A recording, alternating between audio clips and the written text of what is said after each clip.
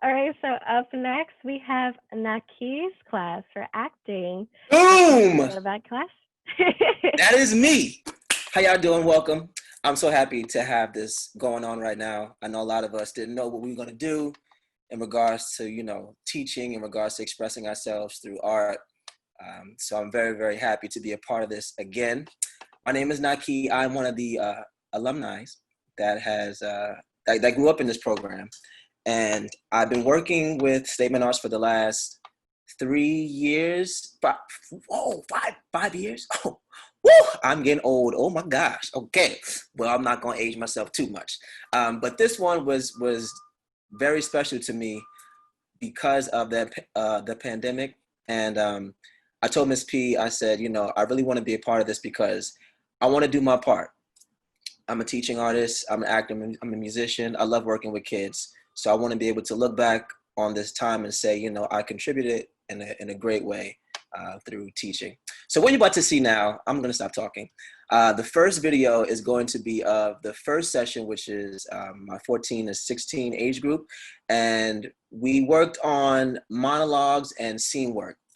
So you're going to see two monologues and you're going to see one scene. And they wrote this all by themselves.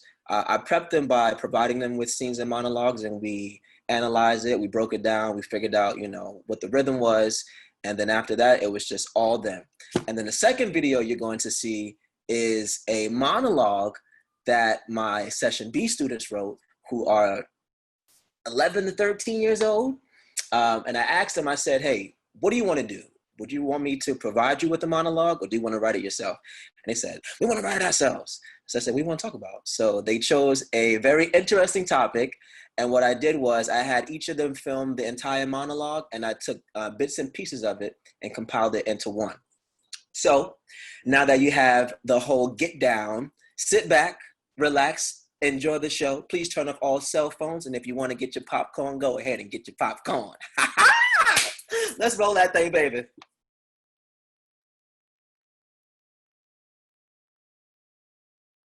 Dear Diary, it's June 19th, 1867.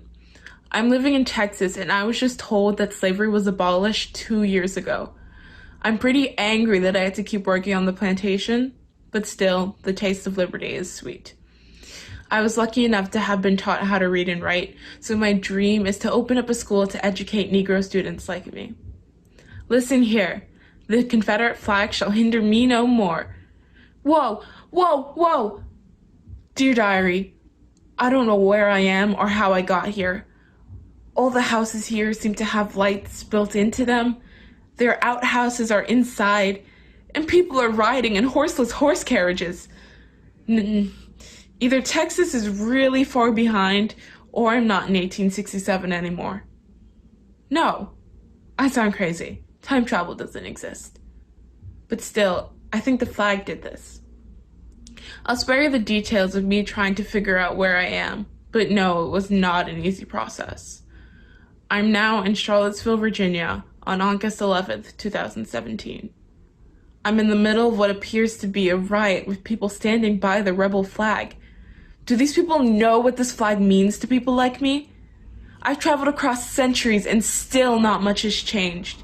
I don't know where I belong. I never thought that almost 200 years after the abolition of slavery, racism would still exist with a different face. When will this hatred be burned for good?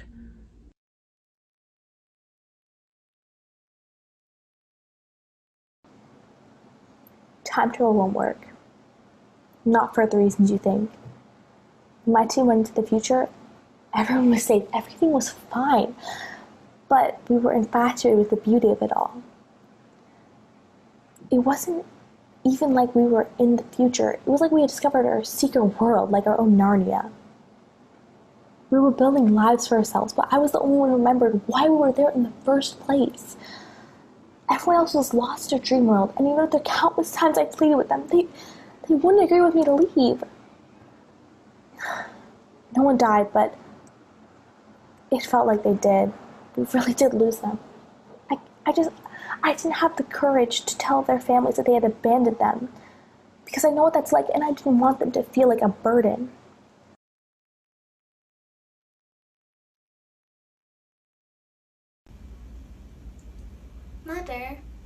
Why do people have feelings? Well, people have different feelings when they do or see different things. Mother, Yes, Anna?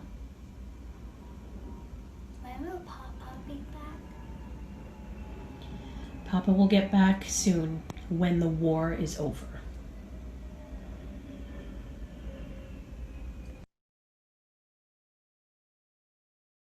Wow, that was a good first one. Yes, Naiqui, yes. I'm did just you gonna want to hop in say? real quick right here. So that Yeah. first one was a theme of time travel. So all the kids they wrote around time travel. So the first one was about a slave who was newly freed, traveling into the future, seeing a Confederate flag. The other was about a scientist, and they went to space, but she was the only one to come back. And then the last one was by Phoebe, which talked about her father being in the war, and she missed him, and she wanted him to come back.